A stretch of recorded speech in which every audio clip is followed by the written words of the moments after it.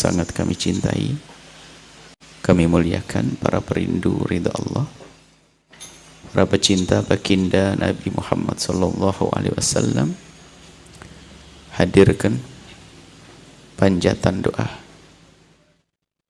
dengan ketulusan hati. Semoga seperti Allah mempertemukan jasad kita, Allah mempertemukan hati kita dalam cinta karenanya. Seperti Allah mempertemukan kita di dunia, semoga Allah mempertemukan kembali kita di surga. Di tengah-tengah kita ada baginda Nabi Muhammad SAW, dan yakini bahwa perkumpulan ini perkumpulan yang diridhai oleh Allah. Kita bertemu untuk belajar agar kita semakin baik, semakin dekat kepada Allah, dekat kepada Rasulullah, dan dekat kepada hamba-hamba Allah. Diniatkan, niat menuntut ilmu adalah kewajiban bagi kita. Bahkan mulai dari kita duduk sampai akhir, bahkan mulai dari kita berangkat sampai kita pulang, dihitung sebagai ibadah. Tidak ada ibadah yang kita mampu berjam-jam kecuali seperti ini, dan pahalanya bisa mengalahkan sholat-sholat yang kita tegakkan. Kita melakukan sholat sampai bermenit-menit, mungkin setengah jam, 1 jam, ya malam Ramadan saja waktu taraweh. Selebihnya kita tidak mampu, akan tapi duduknya kita di majelis ilmu seperti ini dihitung ibadah.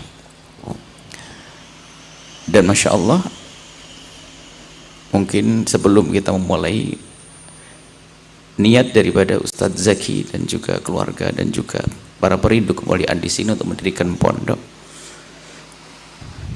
yang niat itu saja sudah mendapatkan pahala. Beliau di alam barzah. Beruntung kalau orang meninggal punya niat kebaikan atau sudah punya kebaikan. Sebab bila pun hanya sekedar niat, Allah Maha tahu kok, sudah diberi oleh Allah. Beliau niat mondar-mandir bolak-balik ke Cirebon, ketemu bolak Cirebon, ketemu di Tulungagung, Blitar, Cirebon, Tulungagung, Blitar. Menunjukkan ketulusan beliau. Saat ini beliau sudah wafat, akan tapi pahala dari niatnya sudah didapat. Maka tolong lintaskan niat di hati, semuanya lintaskan niat di hati. Kalau ada musola di samping rumah, ada madrasah di samping rumah, ada kebaikan di samping rumah, kalau seandainya kita belum mampu, tolong jangan lupa melintaskan niat untuk bisa bergabung.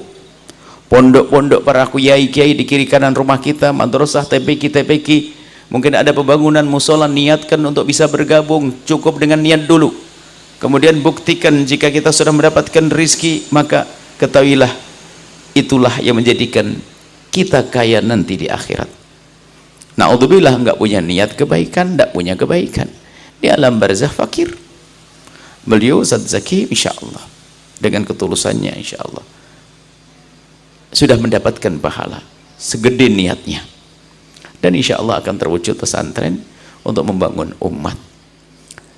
Kemudian juga yang sangat kami cintai ayahanda beliau, ayahanda Abah Haji Maliki, dan insya Allah juga tidak kalah semangatnya. Biarpun pengakuan dari beliau, yang menarik saya adalah anak saya, luar biasa. Memang anak soleh beliau insya Allah. Dan juga semua yang pernah datang ke kami, semoga Allah beri segala kebaikan dengan niatnya. Dan juga sambutan dari wakil camat dan wakil Pak Kapolsek, dan juga dari pembina yang ada di sini, Masya Allah, kami ucapkan terima kasih. Kita akan mulai. Untuk menjadi baik itu mudah. Untuk menjadi baik itu mudah. Kuncinya adalah kita memangkas kesombongan di dalam diri kita.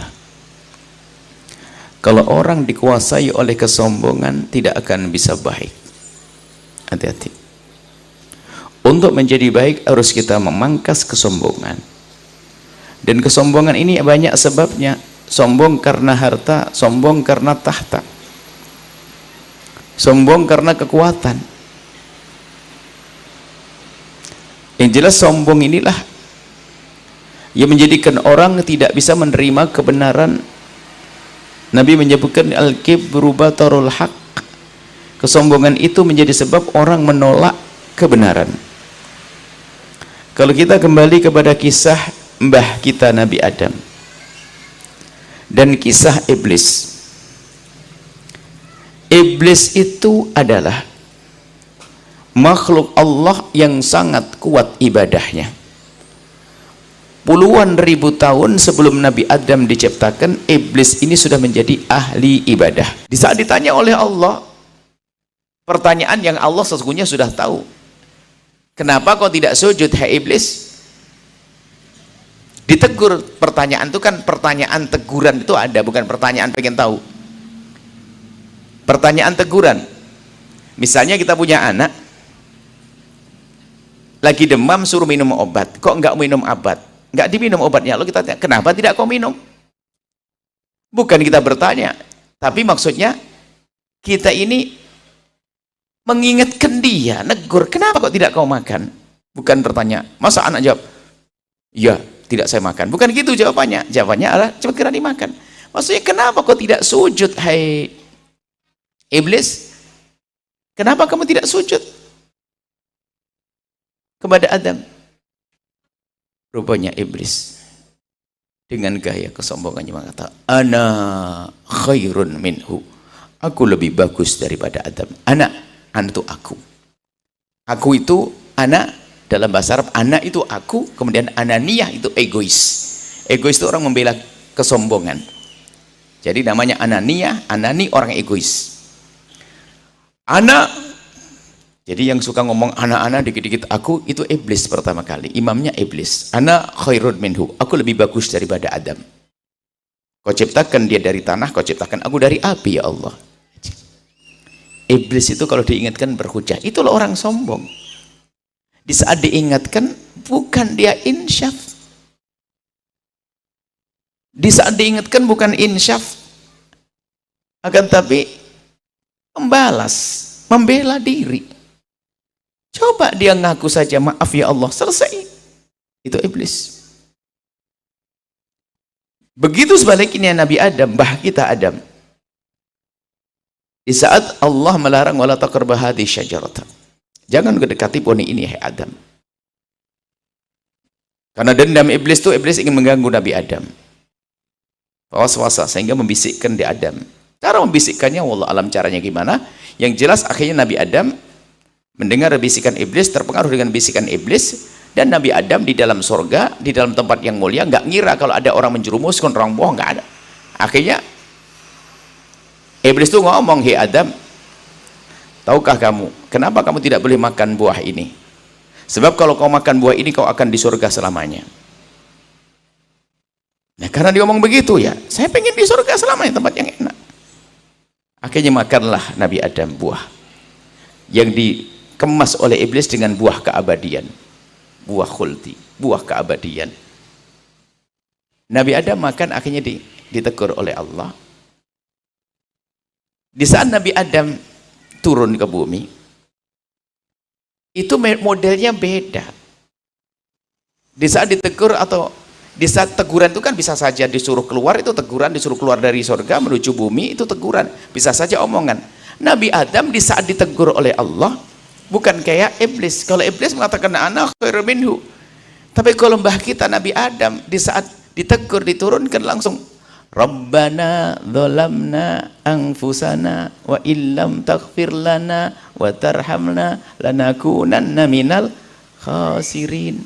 Itu kan Nabi Adam langsung nyadar, ya Allah, Rabbana dzalamna, kami zalim ya Allah, kami zalim pada diri kami sendiri. Wa illam taghfir lana, jika engkau tidak mengampuni kami, wa tarhamna, dan memberikan kasih sayang kepada kami, lanakunanna minal khasirin, kami akan rugi. Loh, beda.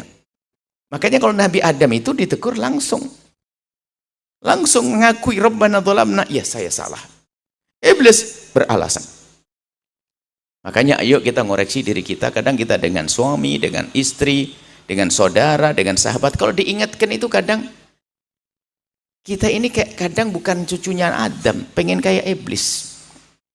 Kalau diingatkan lebih banyak membantah. Padahal kita anak Adam. Kenapa kita sering niru iblis? Nah itu loh. Kita perlu koreksi. Kalau pengen menjadi baik, ikuti mbahmu Nabi Adam. Diingatkan suami, Masya Allah, indahnya suami mengingatkan dalam rumah tangga. Karena kita bukan malaikat, istri bisa melakukan kesalahan, suami mengingatkan, istri menyanjung, makasih suamiku atas nasihatnya. Sang suami juga begitu diingatkan istri, gak usah pakai marah deh, gak usah kayak semua, udah diam saja, gak banyak ngomong, gak usah. Kita ingin membiasakan dalam hidup, mudah mengingatkan dan mudah diingatkan. Termasuk kita ingin bangun rumah yang baik. Rumah yang baik kuncinya tawadhu dalam rumah tangga. Ini akan menjadi baik rumah, perilaku kita mudah baik di saat diingatkan oleh orang. Biarpun seandainya dia mengingatkan itu salah, nggak perlu kita membantah dulu, karena orang mengingatkan niatnya baik, langsung terima kasih ya akhi, terima kasih saudariku, terima kasih saudaraku, Masya Allah, jazakallah, semoga Allah membalasmu dengan kebaikan. Gitu, gak usah banyak berhujah. Tanyakan diri sendiri alangkah seringnya kita berhujah di saat kita diingatkan. Kenapa kita berhujah? Padahal kita anak Adam, kenapa kita niru gayanya iblis? Dan ini kalau kita hubungkan dalam rumah tangga yang indah, itu karena ngikuti Nabi Adam. Coba di saat ngikuti Nabi Iblis, anak juga rusak. Nggak ngikuti iblis, ngikuti Nabi Adam indah. Bayangkan saja ibu, makanya kita ingatkan di rumah tangga itu, anak kita tuh mendengar kita ibu, bapak. Anak kita mencontoh kita. Kalau seandainya di rumah kita pemandangannya adalah pemandangan indah di orang tua, sekedar contoh saja. Seorang anak melihat ibunya salah, diingatkan oleh ayahnya. Di saat sang ibu diingatkan oleh ayahnya, sang anak melihat. Ibu diingatkannya, Umi, Mama, sayang, nggak boleh gitu, gini. Rupanya sang istri tadi di saat diingatkan oleh suaminya langsung mendekat kepada sang suami, langsung ngecep keningnya, terima kasih. Terima kasih abang. Dan itu berulang-ulang dilihat oleh seorang anak. Kemudian seorang suami tiba-tiba melakukan kesalahan. Abang jangan gitu dong, nggak boleh, kata Ustadz, itu kan haram. Astagfirullah, makasih sayangku, ini baru istriku. Makasih telah mengingatkan saya. Coba, seorang anak di saat melihat pemandangan seperti ini setiap saat, apakah kebayang kalau anak ini di saat diingatkan lalu membantah? Nggak mungkin. Karena contohnya baik. Contohnya benar.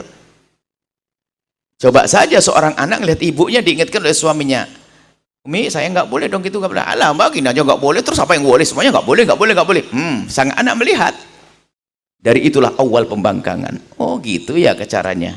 Kalau diingatkan orang membangkang ya. Itu karena memang gayanya iblis, bukan gayanya Nabi Adam. Dan dalam segala kehidupan, makanya ada satu, kita harus membiasakan hidup mudah mengingatkan dan mudah diingatkan. Untuk menjadi baik dalam kehidupan kita. Dan orang kalau mudah diingatkan cepat menjadi baik. Terus naik pangkat. Kita manusia bisa bersalah. Akan tapi kalau kita mengandalkan kesombongan kita, nggak bisa diingatkan mentang-mentang, saya yang paling lama belajar, saya kan kelas ucas kok diingatkan. Kamu tuh siapa ngingetin saya? Waduh, ajib. Memang jadi nabi. Biarpun ustadz bisa saja salah. Siapapun dari kita, maka yuk kita membiasakan dengan gaya atau sifat tawadhu, dan itu sifat yang mbah kita Nabi Adam. Nggak usah kita nyuplik ilmunya iblis. Kemudian dengan ketawadhuan ini mudah kita mendapatkan ilmu, bahkan bisa jadi dari pembantu di rumah kita.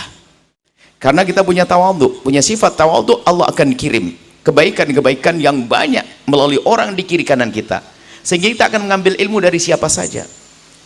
Tapi kalau orang sombong, hatinya sombong, itu nggak bisa mengambil ilmu, biarpun dia belajarnya dengan ulama hebat, bahkan dengan nabi sekalipun. Ayo, mau apa? Belajar dengan nabi sekalipun. Ada pada zaman nabi itu orang yang kalau nabi ngajar begini, ada orangnya. Dan dia mudah menghafal, dia cerdas. Sampai orang ini kecerdasannya di atas rata-rata. Orang ini cerdas. Kalau Nabi menyampaikan pesan, dengar dia, dan dia menghafal. Sampai kecerdasan orang ini disebut sebagai anak muda yang hebat dengan kecerdasannya.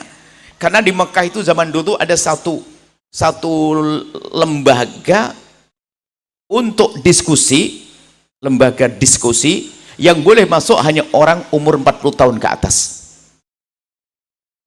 Orang-orang hebat yang usianya sudah usia tua dan memang matang pikirannya.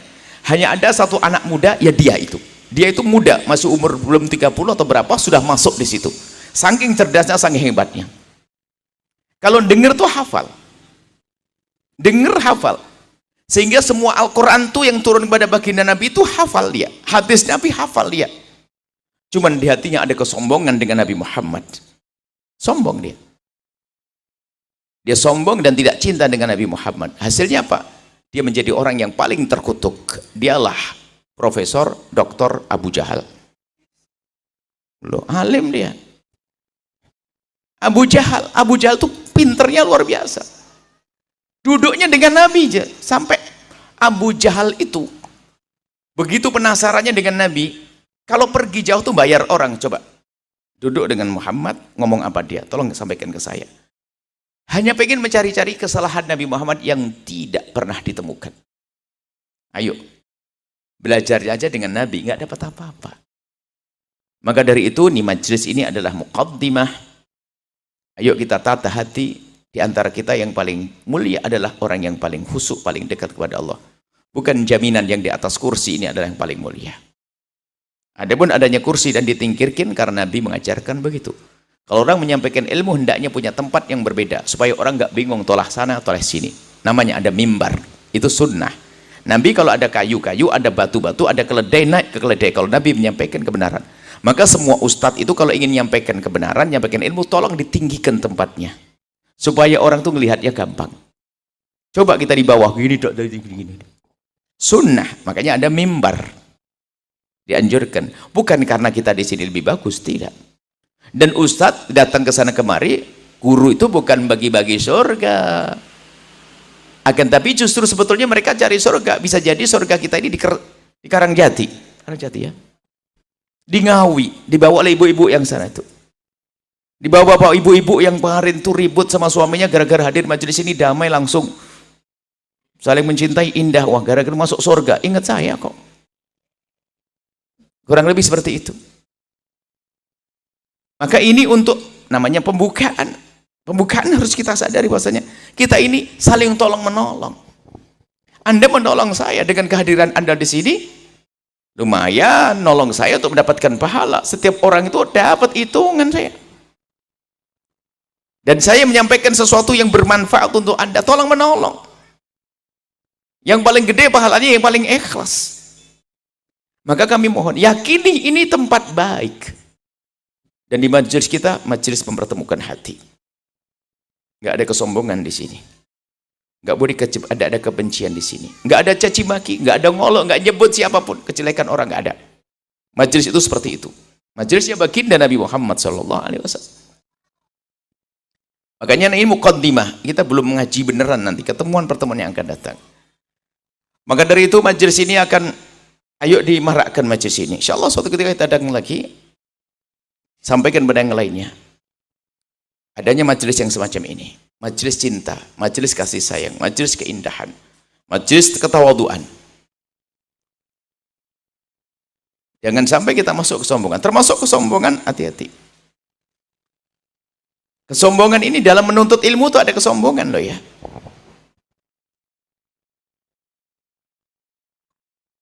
Misalnya sudah ketemu kiai terkenal, itu kiai kampungnya ditinggalkan. Contoh ini, hati-hati. Oh, ini paling bahaya, model. Makanya termasuk tawaduan kita itu, tawaduan Anda adalah, ini majelis ini untuk menggugah hati.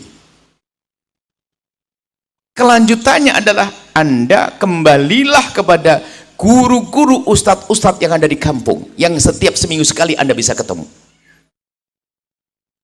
Kami tidak bangga kalau Anda menghormat saya, tapi Anda tidak menghormat kiai kampung Anda. Saya tidak senang.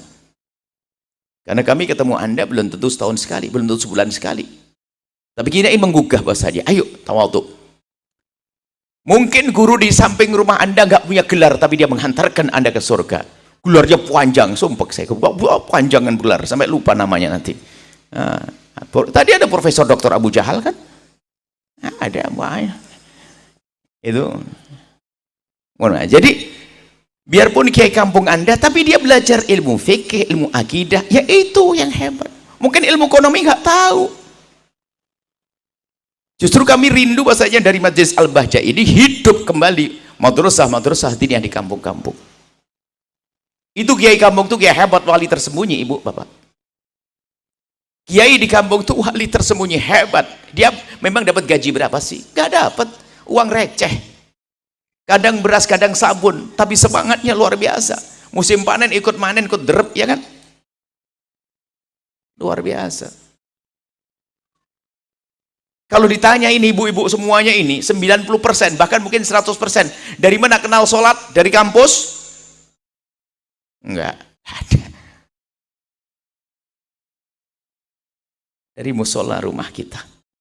Siapa yang ngajar? Yang menghantarkan ke surga kita lupakan. Itu loh kita modal. Jangan-jangan kita masuk sombong, tidak? Meremehkan. Apalagi kalau sudah kenal ustadz terkenal di televisi misalnya. Wah ini langsung ustadz kampung. Apalagi sudah kenal akrab. Yang ustadz kampung ditinggalkan.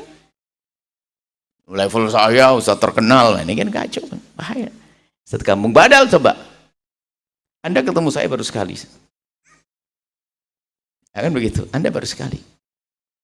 Ini tantangan buat Anda. Kalau suatu ketika ada ustadz kampung Ngawi, kami undang di sini dan saya tidak datang, kalau sampai Anda tidak datang, jangan-jangan Anda sombong. Oh ini tantangan. Ayo. Berarti Anda hanya, loh kenapa datang dengan saya? Saya akan menggugah. Suatu ketika ada ustadz-ustadz Ngawi yang akan di sini. Tujuannya akan sampai kepada Allah. Kami menggugah. Bahkan kami ingatkan termasuk teman-teman yang berjuang dengan kami, tolong jangan lupa hidupkan kembali TPQ Madrasah Diniyah di kampungmu. Kami sebelum belajar di pondok-pondok kesana kemari, kami ingat di musola sampai di rumah. Belum ada listrik. Setiap habis maghrib kita dengar Allahu Akbar kabiro, baca bareng-bareng. Oh hafalan sholat atau sholatan. Habis sholat isya bagaimana? Pulang lari karena tidak ada listrik. Ditunggu oleh ibu kita depan pintu rumah. Beliau nggak jemput tapi telah dulu senang. Gelap gulita. Ada sih. Mungkin yang seumur kami masih ingat. Kalau sudah mendapatkan satu senter namanya F, merek senter dulu tuh. Aduh. Oh itu kayak punya mobil itu. Wah senengnya ke bawa kemana-mana. Waktu ngaji di kampung itu enak. Kita kenal sholat di situ. Kenal Pak merek senter Everyday itu loh. Zaman dulu Pak. Zaman dulu tuh. Itu. Kalau udah habisan baterai disambung baterainya agak panjang begitu. Center keren, biasanya obor kan begitu. Allah indah suasana saat itu. Jadi kita ingin mengembalikan kepada cara ketawaduan. Asalkan mengajar Anda ilmu fikih, belajar wudhu, belajar sholat, belajar akidah, itulah gurumu yang hebat luar biasa. Anda harus kembali kepada kampung. Kenapa harus kita ingatkan? Hari ini banyak orang sudah tidak dekat dengan kiai kampung gara-gara mohon maaf sudah kenal kiai terkenal atau dengan segenggam AI ke YouTube apa belajarnya dari sesuatu yang nggak jelas, lupa dengan kiai kampung. Wah ini bencana. Ada keberkahan di saat Anda duduk dengan beliau, ada keberkahan. Nah, ini yang disampaikan adalah kebenaran. Ayo kita kembali ke mereka.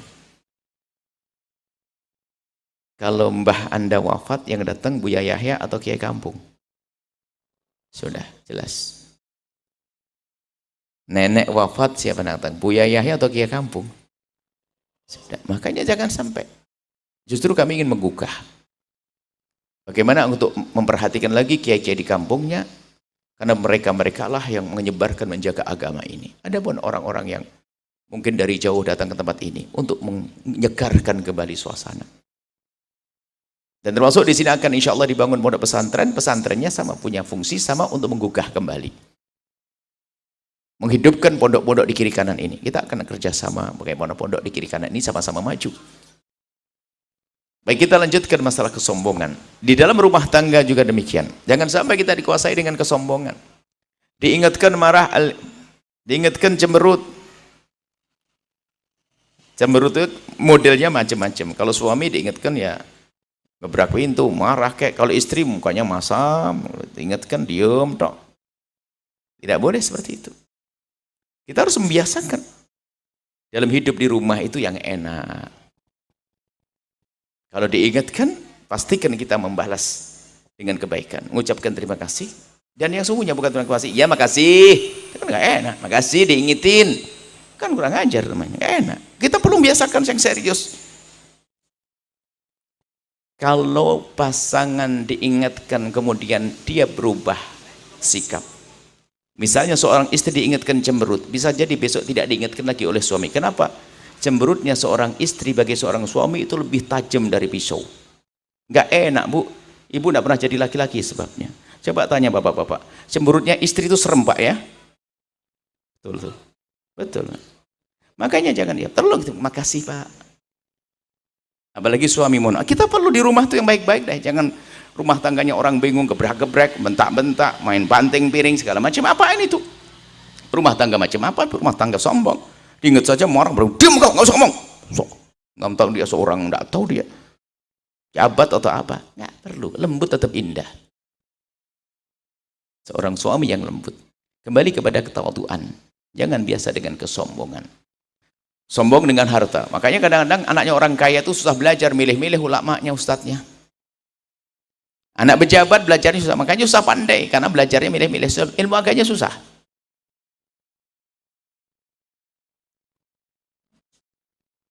Ini perlu kita koreksi diri kita sendiri. Kita sebetulnya menjadi baik itu kan nggak susah. Allah akan kirim selalu kebenaran melalui kadang pembantu di rumah kita, kadang anak kita, kadang adik kita. Ustadz di kiri kanan kita banyak, cuman menjadi masalah kadang kita membatasi diri. Tentunya di sisi lain sang ustadz sendiri harus menjadi suri toladan, ini babnya beda. Baik. Nah, majelis ini ya majelis itu. Kemudian insya Allah di dalam majelis kita ini akan kita hadirkan silsilah akhlak. Insya Allah semuanya punya dasar rindu kepada kebaikan. Yang paling mulia di antara kita ada yang paling tulus, bukan jaminannya di atas kursi ini adalah yang paling mulia. Sudah, ini kesepakatan. Kemudian setelah itu ya kita bersepakat bahwa di antara kita tidak ada benci. Itu syarat yang kedua. Pertama, ketawaduan, tidak ada sombong kalau kita ingin dapatkan kebaikan. Kemudian jangan membiasakan kita membenci. Membenci itu merusak hidup. Jangan biasakan kita membenci. Kalau sudah benci sama orang, Masya Allah, makanya jangan sampai Anda dekat dengan siapapun, apalagi atas nama guru, mengajarkan kebencian kepada umat Nabi Muhammad. Oh, kebencian ini bahaya. Kalau kebenci dengan kemaksiatan, iya, tapi bukan kebencian orangnya. Ada orang mabuk, ya kita dengan mabuknya. Orangnya tetap kita rangkul dengan kelembutan, dengan keindahan. Bukan harus kita hinakan, kita caci maki. Tapi kita rangkul dengan baik. Benci itu mengerikan, Bu, dendam. Kalau ada benci di antara kita, nggak bisa. Yang benci menyampaikan ilmu nggak akan sampai ilmu. Yang benci belajar nggak akan dapatkan ilmu. Pastikan tidak ada benci di antara kita. Yang adanya cinta akan Allah. Kami mencintai Anda, kami rindu Anda sukses masuk surga. Kami rindu rumah tangga Anda bahagia. Kami rindu Anda rezeki dilapangkan. Kami itu hakikat. Kalau seandainya ini tersebar menjadi orang terkaya, yang paling bermanfaat, senang kita. Ketemu di surga, senang. Tidak rela satupun yang hadir di sini masuk neraka. Kita tidak rela. Anggap saja yang paling jelek katanya, paling nggak benar ibadahnya dan sebagainya. Kalau sudah hadir di tempat mulia, akan dimuliakan oleh Allah. Jadi ini yang kedua adalah jangan ada benci di antara kita. Dan tolong biasakan memangkas benci dalam kehidupan kita. Ini untuk menjadikan majelis kita enak nanti. Jadi majelis kita majelis nyaman, majelis cinta. Majelis kita ini di sini tidak boleh ada orang mencaci, menyebut kejelekan siapapun, tidak ada. Yang ada membangun cinta. Maka nanti ada silsilah yang kita hadirkan. Silsilah damai cinta kepada orang tua, silsilah bagaimana dengan saudara, silsilah dengan suami istri, ada nanti akan ketemu pada akhirnya. Akan dihadirkan. Menanamkan kebencian, ma'udzubillah. Untuk menghilangkan kebencian kami hadirkan rumus malam ini. Kita tidak ingin panjang-panjang malam ini. Menghindarkan kebencian, menjauhkan kita dari kebencian, ada rumus hidup yang indah. Dan Anda amalkan. Cuman bayangkan dulu, benci itu penyakit yang Masya Allah nyiksa banget. Benci, orang miara benci, orang miara bodohan. Benci itu aduh, coba kalau Anda bayangin aja, nggak beneran kalau kita benci sama seseorang itu Masya Allah, ngelihat dia bangun rumah, beli mobil, beli motor, anaknya sukses. Orang benci itu aneh sekali. Ada ayam kecil lewat depan rumahnya, ayamnya dia tuh, ayam kecil, apa-apa. Orang benci itu bodoh banget, sakit. Sampai ada ibu-ibu kalau punya benci, dendam, mau hadir pengajian katanya, oh ada ustadz idolaku ngaji. Rupanya dia telat, Bu, gara-gara nyuci piring telat, akhirnya berangkatnya telat. Full, nggak ada tempat, ibu-ibu ini. Nggak ada tempat, waduh, berdiri capek, duduk di bawah kotor, aduh bingung, tak taunya di depan ada tempat kosong.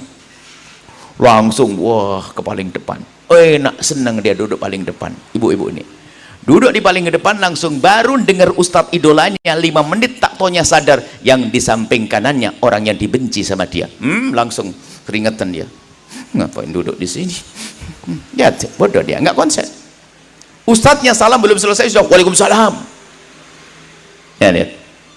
Kemudian akan muncul serem lagi karena benci, hasud, pengen menghancurkan dia, menfitnah, macam-macam. Waduh, kejahatan akan berkembang dari kebencian. Nanti akan kami hadirkan agar majelis cinta tidak ada orang saling benci di sini, harus dipangkas. Yang disebut dengan orang punya qalbun salim, yang masuk surga dengan qalbun salim, salamatus sudur, ahli surga yang berjalan di atas bumi adalah orang yang bersih hatinya dari benci dan dengki. Enak ngelihat tetangganya beli rumah ikut senang, beli mobil ikut senang, padahal tidak keluar duit. Allah, kan ada seperti anak kecil di kampung, temannya tetangganya beli mobil tuh bawa solar harum katanya, baunya enak. Lihat mobilnya, jalan itu bekas jalannya, bekas mobilnya itu yang ada batiknya dipegangi, lucu, bagus mobilnya, bagus, bekas mobilnya bagus. Anak kecil indah. Coba si pendengki itu, dia pengen beli mobil, kemarin gak jadi beli mobil, tak tahu aja mobil merah, mau beli mobil merah.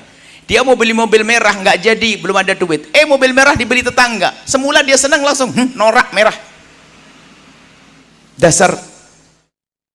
Pahami dulu bahasanya benci, dengki itu aduh capek. Dan ini kalau ada dalam sebuah perkumpulan, dalam sebuah dakwah, capek. Ustadz dengan ustadz saling membenci, saling dengki. Kok ada ustadz saling benci ini? Apa yang dicari? Dan ustadz pendengki paling nggak kuat dengar ceramah begini ini.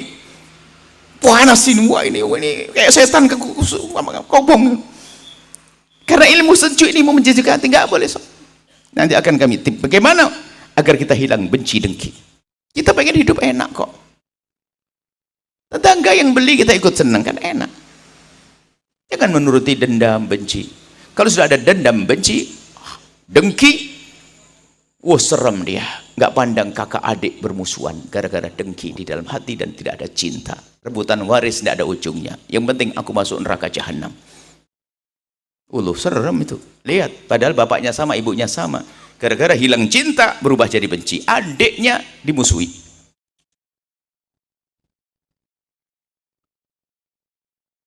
Hati-hati. Makanya ini di sini dulu kalau pengen. Makanya dalam sebuah perkumpulan, apa yang dilakukan Nabi waktu orang Muhajirin datang ke Madinah sama ketemu orang Ansor, bukan bicara perjuangan dakwah, enggak, pertemukan hati dulu, dipersaudarakan, menggalang persaudaraan dulu. Kalau sudah persaudaraan terjalin, indah hidup, ketemu senang, membuat apa setelah itu, kan gitu. Walau dengki itu ngeri, Bu, benci, dengki. Jadi pertama dengki, dendam. Dendam, benci melahirkan dengki. Gak seneng temannya berhasil. Ustadz pun juga bisa masuk dengki. Ustadz misalnya ya, Ustadz kalau dengki, bahkan Imam Ghazali menggambarkan la hasadaka hasadul ulama. La hasadaka hasadul ulama, tidak ada dengki melebihi dengkinya Ustadz. Waduh. Kalau Ustadz dengki itu yang diracuni umatnya untuk musuhan, perang nanti. Malam ini kita pangkas. Agar semua yang hadir di sini, indah di sini, pulang ke rumah punya ilmu keindahan. Harus PR diamalkan dong. Waktu di SD dulu masih ingin bayar suruh PR, sekarang ada PR enggak? Saya kasih PR nanti. Harus praktek di rumah. Saya kasih tipnya terakhir sebelum kita tutup. Ini semua pertemuan harus kita buat begini. Sehingga kami mencintai Anda, Anda mencintai kami. Kita pengen selamat bareng-bareng. Capek dengan benci, dengan dendam, capek, benci, tersiksa. Akhirnya menfitnah. Tetangganya kaya langsung, walah korupsi pejabat. Mana ada pejabat sekarang nggak korupsi? Sampingnya pejabat. Sebelah kirinya rumahnya kaya raya tapi bukan pejabat. Paling punya tuyul. Nah ini yang suka ngisukan tuyul dulu tuh orang dengki, Bu. Karena dia mau nuduh pejabat korupsi di mana? Tuyul. Kalau tuyul nggak bisa dilacak kan? Ada kera putih, ada macam-macam tuyul di Jawa kan banyak ya. Ketek putih, blorong. Nah ini sebetulnya tuh itu fitnah dari orang yang ngedengki, nggak pengen tetangganya kaya. Akhirnya difilmkan. Wah itu wong Ngawi seneng film tuyul dulu. Sama, saya orang Blitar juga. Film tuyul yang kecil-kecil bawa duit gundong. Itu adalah kebencian yang menjadikan menfitnah. Nanti kalau sudah benci itu menguasai hati, nggak pandang saudara pun dimusuhi, kakak adik, nggak pandang dia punya ilmu karena benci, dia punya ilmu tidak benci, kakak adik rebutan waris. Kalau kita bahas rebutan waris, serem. Rebutan waris nggak pandang. Bahkan yang paling sering rebut waris orang yang paling pinter loh kadang. Tidak hanya orang kaya rebutan waris, karena tidak ada cinta. Coba sama saudara nggak ada cinta, rebutan waris. Ahli neraka berjalan di atas bumi perebut waris. Yang rebutan waris bukan saja orang kaya, orang melarat, rebutan kloso suwek. Nah, ini orang luar Jawa nggak ngerti ini pakai kloso suwek, makanya belajar bahasa Jawa, Pak. Yang di kamera sana belajar bahasa Jawa harus tahu, karena media kan nasional nanti. Kloso suwek, mejo ceklek sikile. Tambah tidak ngerti itu. Rebutan direbutkan, yang penting masuk neraka. Bukan rebutan hal yang besar, ribut tok naudzubillah dengan saudaranya.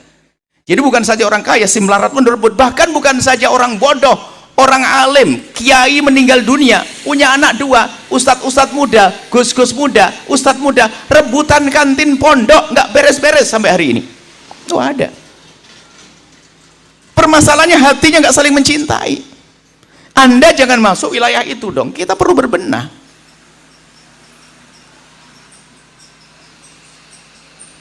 Ayo. Alangkah menjijikkannya penyakit itu. Kita harus pahami dulu kalau itu penyakit membahayakan, merusak. Kalau sudah berebut waris, tidak ada bukti. Perebut waris itu pelaku dosa gede. Nanti akan kita bahas di silsilah selanjutnya. Bab sendiri masalah kejahatan perebut waris. Tapi ini hanya gambaran bahasanya. Lihat kalau sudah ada, tidak ada cinta, yang tertinggal hanya benci, nggak pandang adik, nggak pandang saudara, bermusuhan. Padahal punya ilmu. Padahal mungkin bisa saja sama-sama berdakwah. Ngapain kamu masuk wilayah saya? Bisa saja begitu. Kenapa kamu ada di sana? Kenapa di sini? Musuhan dalam dakwah. Perang. Baik, yuk kita tata hati kita. Hilangkan benci, maka mulailah kita dari diri kita sendiri gimana memangkas benci. Ilmu dari baginda, penyakit yang membahayakan benci dan dengki. Al-baghdha, sampai Nabi menyebutkan dalam hadis, tabbah alaikum da'ul umami qablakum. Awas ya, menjangkit merayap kepada kalian penyakit umat terdahulu. Apa? Al-baghdha wa syahna, kebencian dan permusuhan. Kebencian, benci. Wahyal halikatu, Nabi mengatakan itu pemangkas. Wala aqulu tahliku sya'ra walakin tahliku din. Aku tidak katakan memangkas rambut tapi memangkas agama. Makanya kalau sudah ada benci, biarpun dia kelas ustadz kayak orang paling bodoh, kok bisa mendengki kepada sesama saudaranya, dia bapaknya sama, ibunya sama, sama-sama ngurusi pondok, berantem nggak tegur siapa itu? Allah. Jangan dianggap tidak ada. Ada hari ini kita belum beres menyelesaikan problem itu dengan orang yang mengadu itu. Mengerikan. Tidak usah mikir orang lain, mikir diri sendiri biar selamat. Yang penting tidak ada permusuhan di rumah kita dengan saudara. Hati-hati. Bahkan kalau bicara waris, sekelumit kita singgung waris itu karena dasar benci.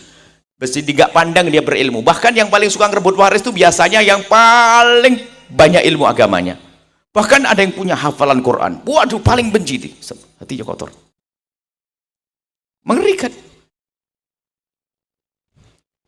Kalau sudah hatinya dengan benci, dengki kayak begitu tuh, mana mungkin dia bisa mengajak orang kepada kebaikan dengan sesungguhnya. Bukan Allah yang dicari, dunia. Baik, ayo kita selesaikan ilmu memangkas kebencian, karena majelis ini majelis cinta, sehingga kita rindu untuk bertemu nanti dengan kawan saling mencintai, pengen ketemu.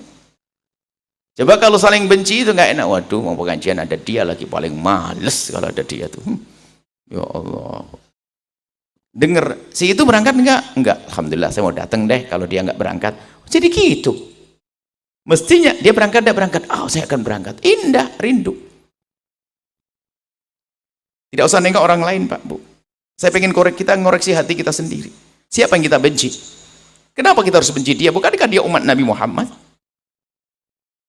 Benci penyakit paling bahaya, mengerikan, pemangkas agama, dan menghilangkan kasih sayang. Tidak ada indah hidup di dunia dengan kebencian. Maka kebalikannya untuk munculkan cinta. Maka cinta disanjung oleh Nabi tentang cinta.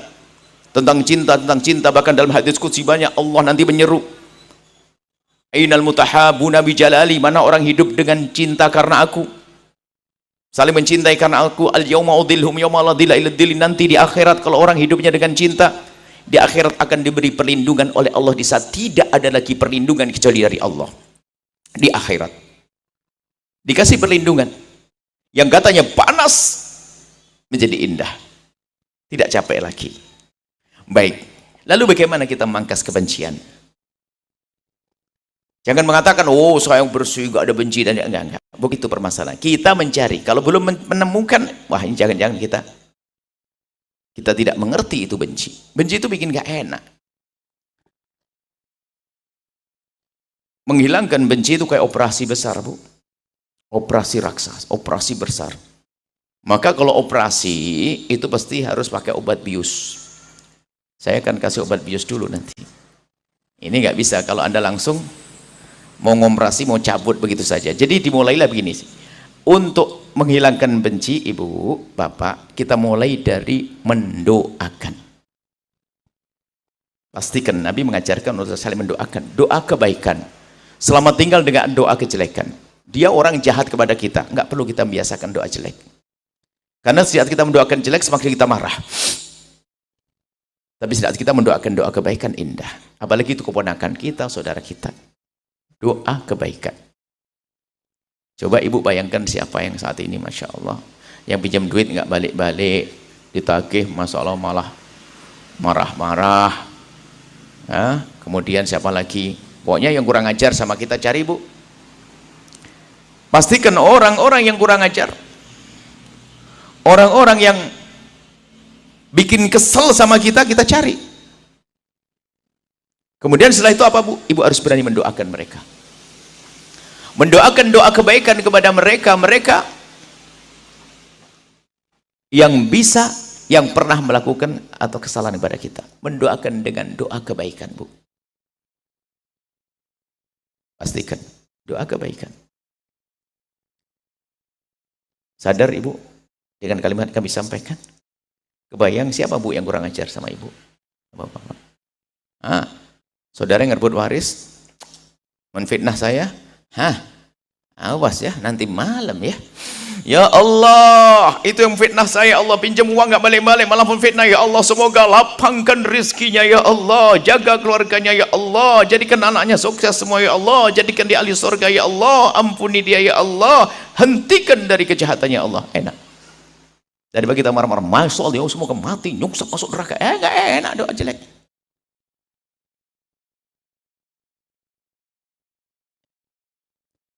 Harus bisa malam ini. Rumus sudahlah. Dan saya belajar dari guru-guru saya. Percuma kau doakan dengan doa kejelekan, tambah kotor hatimu. Paksakan doa kebaikan. Paksakan dengan doa kebaikan.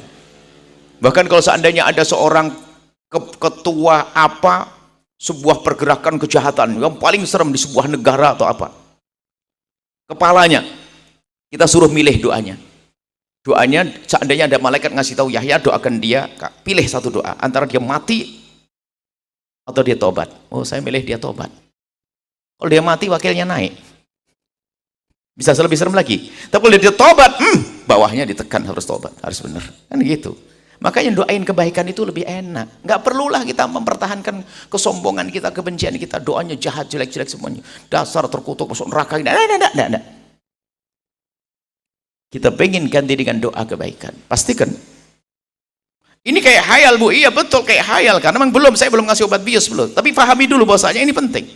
Dimulai dari Anda mendoakan. Mendoakan kebaikan, sudahlah.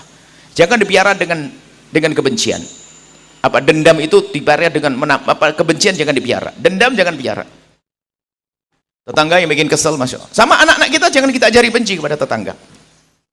Anak kita sering mengajari benci. Contoh, Anda punya kebun. Tak taunya kebun sapi tetangga, kebun tetangga masuk ngerusak kebun. Pasti anak ini dengar. Nah, kamu dengar apa berita hari ini? Apa sih, Bah? Kebun. Oh iya, Bah, gimana sih, Bah, itu sapinya tetangga ngerusak kebun kita? Ayo sini, angkat tangan. Kenapa, Bah? Ya Allah, semoga kebun tetangga semakin banyak dan punya kandang sendiri. Ampuni dia ya Allah. Angkat tangan.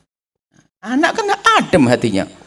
Dasar bapaknya, iya ini bukan yang pertama, sudah berkali-kali. Udah tambah benci anaknya. Kita perlu mendidik kebaikan. Sebetulnya nggak susah. Kalau Anda coba, indah hidup Anda. Biasa mendoakan kebaikan, pastikan. Kok doa banget dia pinjam duit nggak balik-balik, kurang ajar, dia ngerebut bagian saya, pokoknya dia kurang ajar. Gimana saya doakan dengan doa kebaikan? Paksakan.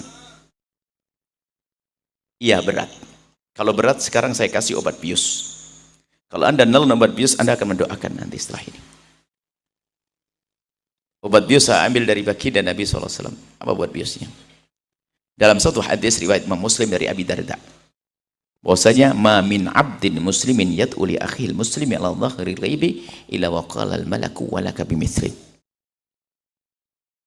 Sadari bahwasanya tidak ada orang mendoakan orang lain yang orang itu tidak ada di hadapannya, yang makna tidak ada di hadapannya itu ada dua.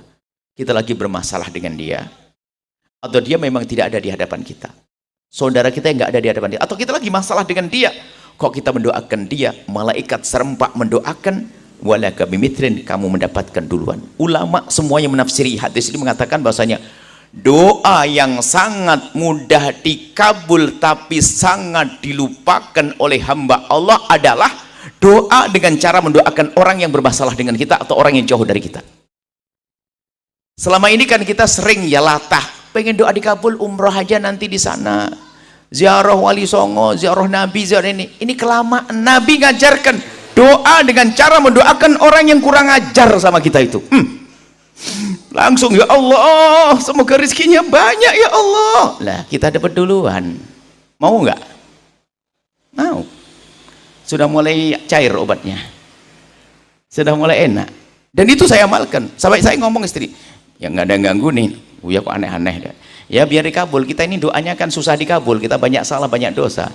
Kalau ada orang ganggu kita kan lumayan. Ya Allah yang ganggu saya, ya Allah lapangkan rezekinya. Berarti saya lagi nggak punya duit tuh kayaknya. Dan itu selalu, saya tidak pernah lupa doa ini, Bu. Dalam bacaan doa saya selalu berdoa, ya Allah jika ada orang menyakiti kami, zalim pada kami, aniaya kepada kami, fitnah kami, gunjing kami, prasangka buruk pada kami, ampuni dia, angkat derajatnya Allah, berikan. Saya selalu mendoakan begitu. Kenapa? Hati saya kotor. Kalau tidak begitu tambah kotor hati saya. Bahkan saya perlu kalau lagi sendiri tak sebut jika ada. Sudah Ibu jangan ditahan, ini resep dari Nabi. Kalau Anda pengen cepat dikabul doanya, Bu, doain orang lain. Bahkan kalau seandainya kita lupa doain anak kita yang dapat duluan. Anak tetangga kurang ajar banget dia. Oh ya Allah, semoga anaknya soleh. Anak Anda soleh duluan, Bu. Kalaupun Anda lupa, Nabi berjanji sampai dikatakan doa paling mudah dikabul. Sudah masuk obat biusnya ya? Sudah kerasa enak. Rugi Anda doakan doa jelek. Kemudian kalau doa jelek itu, doa itu digambarkan begini, dibawa ke atas langit dan akan setelah itu dikembalikan. Kalau kita mendoakan orang di atas, maksudnya doa itu nanti akan disampaikan kepada orang tersebut. Doa jelek, Kalau memang orang itu layak akan sampai, kalau tidak balik ke kita. Waduh, ini repot. Kita doain orang, tak tahu dia tidak layak, kita doain jelek, balik ke saya, rugi dong saya. Sudahlah, mending doain baik aja deh, biar balik ke saya pasti. Coba Anda sadari makna ini, Bu. Kemudian saya kasih obat bius, setelah ada obat bius saya kasih obat nyeri, Bu. Obat biusnya sudah masuk. Insya Allah nanti Bu pulang ke rumah, cari tuh, bikin tulis, cari orang-orang ngajar, Pak. Tuh, yang galengan tuh kok tambah pindah-pindah itu. Terus kok yang pokok fitnah. Yang ustadz, doain ustadz lain. Ustadz lain, ustadz sama ustadz kadang-kadang nggak akur loh ya. Berdagang, hati-hati, doain, ya Allah semoga pondok tetanggaku itu masyhur, ya makmur, ya Allah. Ya Allah semoga ustadz itu kau jaga, ya Allah. Hari ini ada, naudzubillah, ada ustadz kepleset tepuk tangan loh ya. Tuh kan, nggak tahu. Dari dulu sudah aku duga, ajib. Ada ustadz kepleset seneng. Ini imannya di mana? Nangis seharusnya. Namanya ustadz manusia, tak taunya dia melakukan kesalahan. Terus kesalahannya diungkap oleh orang kiri kanannya. Misalnya yang makan haram atau apa gitu. Dia senang. Dari dulu sudah aku tahu. Itu tambahnya apa?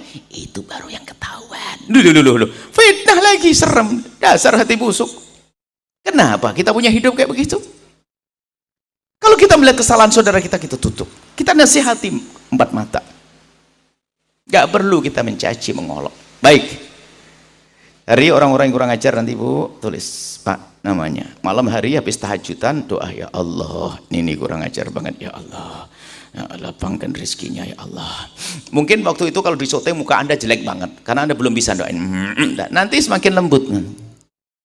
Semakin hari semakin lembut muka Anda, akhirnya doain jadi biasa. Akhirnya mendoakan doa kebaikan menjadi latah kebaikan Anda. Ada tradisi orang baik di Arab itu ada, kalau lagi marah sama orang itu tidak mengutuk, Bu. Jadi mendoakan Allah yahdik. Allah yahdik, semoga Allah memberikan hidayah kepadamu. Kalau lagi marah. Jadi Allah yahdik. Cuman kalimat Allah yahdik itu, Bu, kalau di Arab itu sudah menjadi kayak pisuan. Padahal doa loh ya. Jadi kalau Anda ketemu orang bilang Allah yahdik, marah dia. Memang kenapa saya gitu? Padahal isinya semoga Allah memberikan hidayah kepadamu. Jadi kalau Anda ketemu orang Arab bilang Allah yahdik, itu kayak di sini ngomong masalah kalimat jelek itu loh, pisuan itu loh. Padahal isinya kan semoga Allah memberikan hidayah kepadamu. Sebetulnya itu kebiasaan. Makanya ibu-ibu kalau sama anak-anak tuh ngomong yang baik, suge, pintar, soleh, pintar, jangan buat sor kurang ajar, durhaka. Jangan ngomong gitu. Yang baik, soleh, pintar, alim gitu loh. Gitu. Cuman kadang-kadang ibu tuh karena nggak biasa ngutuk orang, biasa ngutuk sana sini, giliran sama dasar kau nak celaka dan sebagainya. Kalau tetangganya pada ngomong amin, nggak mau dia. Loh, kok diamini? Karena sebenarnya doa jelek kita nggak mau. Hanya karena dendam kita akan mendoakan jelek. Kemudian kalau kita perhatian lagi, yang kita doain jelek siapa dia? Umat Nabi Muhammad. Yang Nabi setiap malam menangisi umatnya agar masuk surga. Kenapa kita ngutuk dia agar masuk neraka? Apa kita ini? Nabi menangis, ya Allah, umati. Lalu kenapa kita mendoakan masuk neraka? Siapa saya? Nabi saja nangis setiap malam mendoakan agar umatnya masuk surga. Lalu kok kita doakan masuk neraka? Saya kasih obat bius lagi terakhir. Bukan obat bius, obat anti nyeri. Obat biusnya oke. Anti nyerinya, Bu, ada gambaran begini. Nanti di padang mahsyar ada seruan dari Allah, ainal mutahabu nabi jalali. Mana orang hidupnya dengan cinta, nggak pakai dengki-dengki, nggak pakai dendam, hidup dengan cinta, mudah mendoakan temannya, mudah mendoakan saudara, itu hidup dengan cinta. Al yauma udhilhum, sekarang aku beri perlindungan di saat tidak ada lagi perlindungan kecuali dariku. Yang katanya padang mahsyar 50.000 tahun lebih, yang sehari ini, yang ribuan tahun, puluhan ribu tahun di padang mahsyar, panasnya nggak kira-kira. Ternyata bagi orang yang hidupnya nggak pakai benci, nggak pakai dendam, Allah di padang mahsyar sejuk, dikasih perlindungan oleh Allah. Di dunia sudah sejuk, nggak pakai marah-marah, tak tahu yang di padang mahsyar juga enak. Al yauma udhilhum yauma la dhilla illa dhilli, sekarang aku beri perlindungan di saat tidak ada lagi perlindungan kecuali dariku. Kemudian dikatakan apa? Yang padang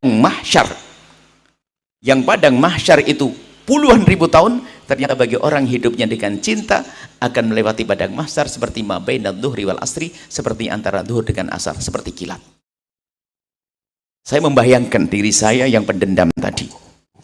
Anda pernah dengarkan ada orang kalau marah, demi Allah saya tidak rela, saya tuntut nanti di akhirat. Pokoknya, waduh serem banget. Jangan jadikan besan Bu, batal. Serem Anda punya besan begitu. Demi Allah tak tuntut nanti di akhirat. Wah, jangan jadi mantu. Serem. Orang kayak gitu. Akhirat main. Terus saya bayangkan memang betul nanti semua yang dizalimi boleh menuntut di akhirat. Sampai gambarkan ayam jago yang zalim dagang jago yang dibangkitkan lalu untuk menuntut dan selesai. Kalau binatang selesai kisahnya. Kalau kita ada kisah lanjutannya sampai masuk surga atau neraka. Semoga kita menjadi ahli surga semuanya. Nah, ini kita diizinkan Yahya, itu orang zalim padamu. Kau pengen nuntut kan waktu itu? Aku tuntut. Pak, kau telah zalim padaku. Kau gini, saya diizinkan untuk mengambil pahala saya.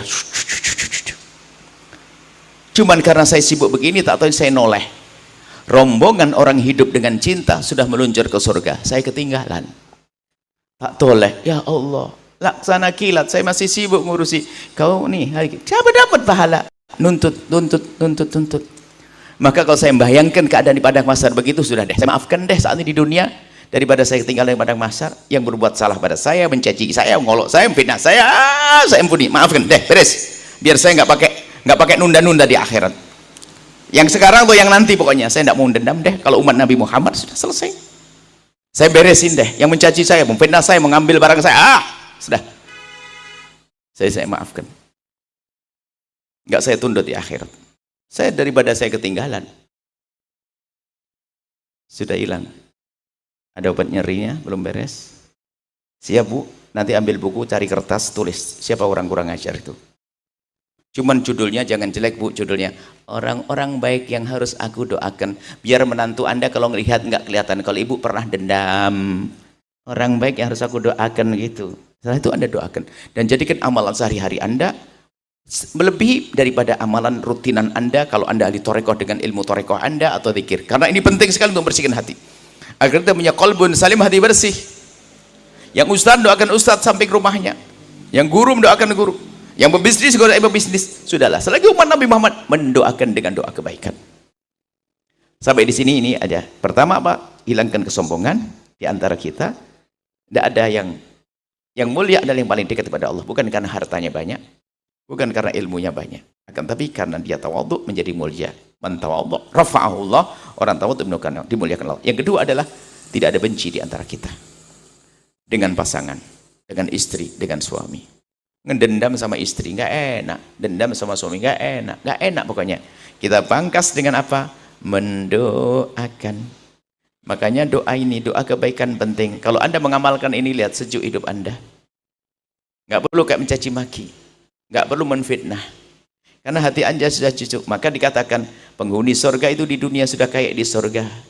Sampai para waliullah, para kekasih Allah itu berkata begini, disebutkan, kalau seandainya di sorga itu seperti yang aku rasakan saat ini sudah sangat cukup. Lalu bertanya, apa yang kau rasakan hai para waliullah? Yang aku rasakan di dunia ini nggak ada benci dan dengki. Lihat orang senang semuanya, sudah kayak di sorga, enak. Itulah hidup bertetangga enak, dengan keluarga enak. Berjuang enak. Dan harus kita wujudkan.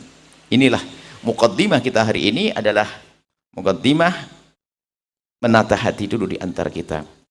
Dan juga pesan kami adalah kembalilah kepada guru-guru di kampung nanti, baik-baik kepada mereka, khusus yang punya majelis taklim, tekuni majelis taklimnya. Kemudian di sini ada pondok pesantren, insya Allah. Kami ajak Anda untuk bisa bergabung dengan pondok ini, cuma dengan catatan. Ingat, tolong catatan dihafal. Penting ini. Siapapun yang sudah punya ikatan dengan guru-guru yang ada di sini, tolong jangan diputus hubungan Anda dengan guru tersebut hanya karena Anda ingin bergabung dengan kami. Ingat itu. Justru kami inginkan Anda dengan guru semakin kuat, dengan kami bonus tambahan. Kalau misalnya Anda setiap bulan membantu guru Anda 5 juta, lalu Anda potong 2,5 juta buat guru saya, 2,5 buat Buya, enggak. Tetap 5 juta ke sana. Jangan dikurangi sedikit pun apa yang pernah Anda berikan dengan guru kampung Anda. Ini yang harus dan hakikat. Karena apa? Yang kita ingin mengajari hati yang benar. Kalau Anda di sana sudah khianat juga sampai kapanpun. Ini. Maka majelis ini majelis untuk itu. Yang sudah punya ikatan guru kan khawatir Anda terlalu terpesona di sini, akhirnya guru Anda di kampung ditinggalkan. Wah, ini fitnah namanya. Justru kami bangga kalau Anda sambungkan kami dengan guru-guru Anda. Kebaikan yang pernah Anda lakukan lanjutkan, tidak boleh Anda putus. Bonusnya di sini, bonus kan bisa lebih banyak. Boleh saja. Misalnya Anda bantu guru Anda 5 juta, atau ke sini 100 juta, ya boleh saja. Yang penting dengan guru nggak boleh diputus. Jangan dikurangi, kalau perlu ditambah setelah berkumpul dengan kami. Itulah dakwah. Karena dakwah itu apa? Saling tolong menolong untuk mengajak orang pada kebaikan. Dakwah itu beban, kewajiban. Jadi gini Pak, seandainya dakwah itu di atas pundak saya 20 kilo. Tentunya ada ustadz lain ngambil, Buya tak ambil 10 kilo. Enak enggak? Enak, mestinya senang. Makanya enggak perlu saya. Maka lebih senang saling gotong royong itu enak. Di antara para ustadz, para pejuang, insya Allah. Ini saja. Dan insya Allah Anda tahu nanti model pesantrennya kita tidak, insya Allah akan kita rencanakan. Yang jelas kita akan mulai dulu, dan inisiatornya kan yang sudah Masya Allah anak soleh, Ustadz Soleh, Ustadz Zaki, Masya Allah.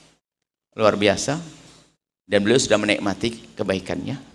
Insya Allah akan terwujud di sini dengan niat baik beliau, dilanjutkan oleh ayah anda beliau dan saudara beliau juga, dan semua yang berkumpul di sini insya Allah. Tapi ingat, tolong Bu, madrasah diniyah kampungnya, tolong mulai hari ini coba keluarkan uang Anda untuk madrasah di kampung Anda. Bismillah, ayo diperhatikan, besok dilihat kurang apa, kurang genteng. Saya ingin kembali memakmurkan madrasah diniyah. Banyak anak di SMP nggak bisa sholat, nggak bisa baca Al-Quran karena di madrasah diniyahnya adalah berantakan. Termasuk mungkin bisa diajukan nanti, mungkin di sini ada Pak Lurah, Pak Kepala Desa dan sebagainya. Termasuk kami peduli ada, mana Pak Lurah? Pak Dilah, mana?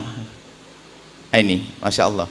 Termasuk kami rindu madrasah-madrasah itu Pak, madrasah-madrasah nanti bisa kerjasama, kita bisa membantu membuatkan, kita mulai dari toiletnya. Pokoknya kita perhatikan yang ada di kiri kanan ini. Biarpun mungkin sebulan satu, sebulan atau 2 bulan satu, toilet kita pisah putra dan putri. Yang nyaman sehingga anak mau ngaji di situ tuh enak. Sakit perut ada toiletnya yang dikunci, yang terhormat. Yuk kita perhatikan sama-sama. Kita bisa nanti mulai bareng-bareng. Ayo kita memperhatikan madrasah-madrasah diniyah di kampung-kampung. Dan nanti mungkin di Pak Lurahnya yang bisa mengomandoi, wah dahsyat sekali. Nanti menggandeng orang-orang yang kaya. Selama ini bukan mereka tidak mampu, cuman karena tidak diperhatikan. Mohon maaf. Anak kalau ngaji ke madrasah diniyah, nggak ada toiletnya, sakit perut, pulang, balik lagi nggak balik, sudah pamit. Ini begitu. Belum lagi sudah mulai gede lagi perempuan, mohon maaf, sudah mulai gede, masa aurat, intip-intipan dan sebagainya. Maka toilet yang rapi, yang bagus tempat. Insya Allah dari perkumpulan ini akan muncul orang-orang hebat. Keluarkan uang Anda, rezeki Anda untuk memberesi itu madrasah di kiri kanan Anda. Itu ngalang-ngali kampus raksasa. Kenapa kampus raksasa tidak ngajari sholat? Nggak ngajari kenal Allah, wujud kita mbako. Yang mengajari adalah tempat-tempat itu. Dan Anda berjuangnya insya Allah. Bismillah. Ayo, ini saja. Ada yang mau ditanyakan, dipersilahkan.